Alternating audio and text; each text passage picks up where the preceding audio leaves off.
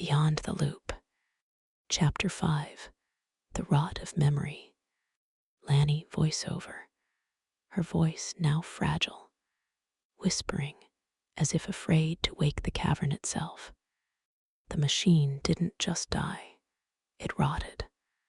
When the violet fire vanished, it didn't leave us in the dark. It left us in a world of ghosts. The obsidian walls of the vault were no longer solid. They were sweating a thick, translucent ichor that smelled of old photographs and dried flowers. The silence was so heavy, it felt like a physical weight on my chest, pressing the breath out of my lungs. I reached out into the void, my fingers trembling, searching for the man who had shattered my eternity. I found him slumped against the base of the silent monolith. He was still fused to the bronze, but the metal had turned cold, a dead, leaden gray. The liquid silver that had climbed his arm was now a jagged scar, a permanent mark of the island's hunger. He wasn't looking at me.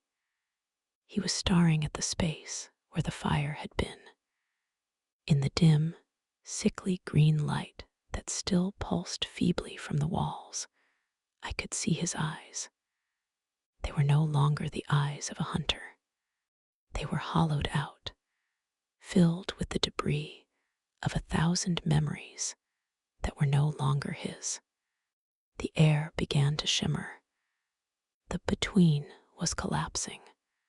As I sat beside him, the cavern walls began to bleed images.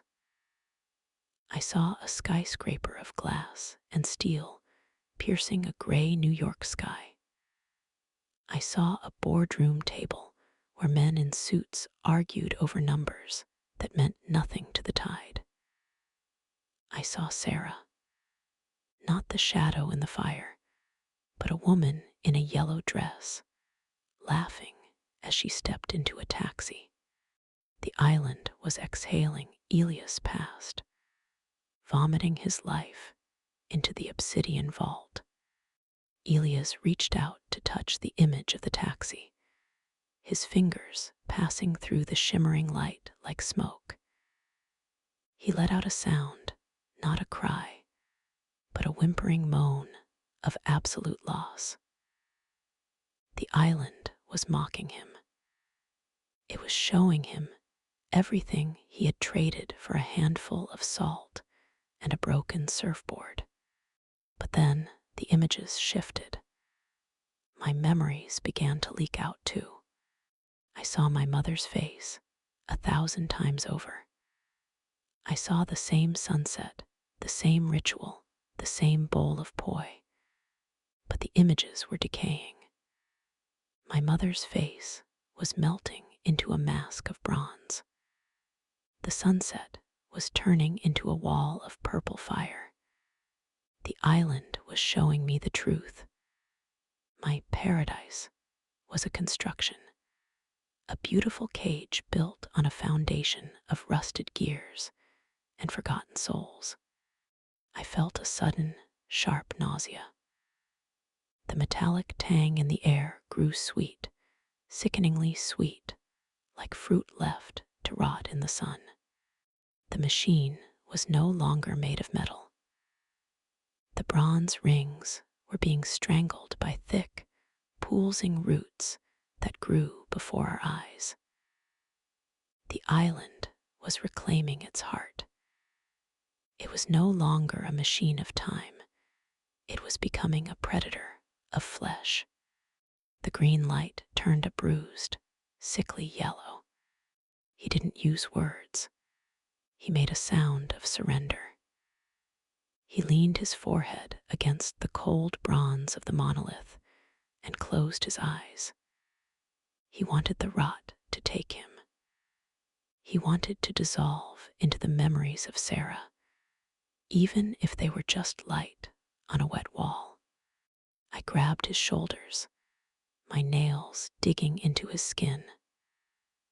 I felt the vibration of the island through him, a deep, rhythmic throb that felt like a predator's purr.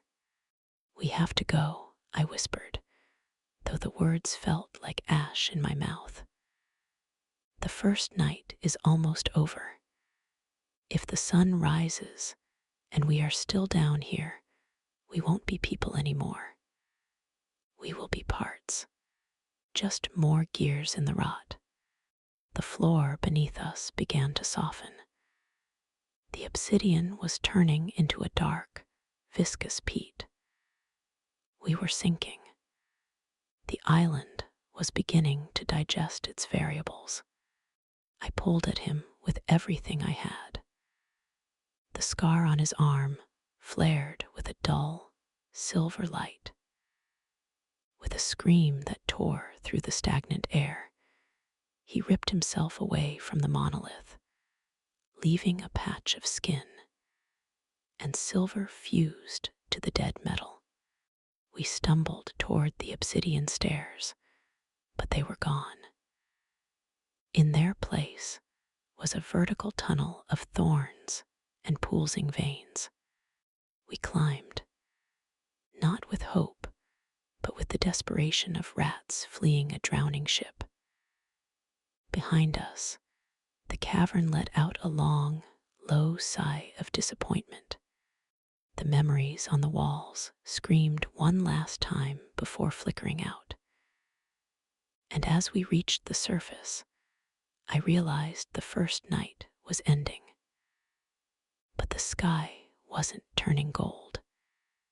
It was turning the color of an old bruise.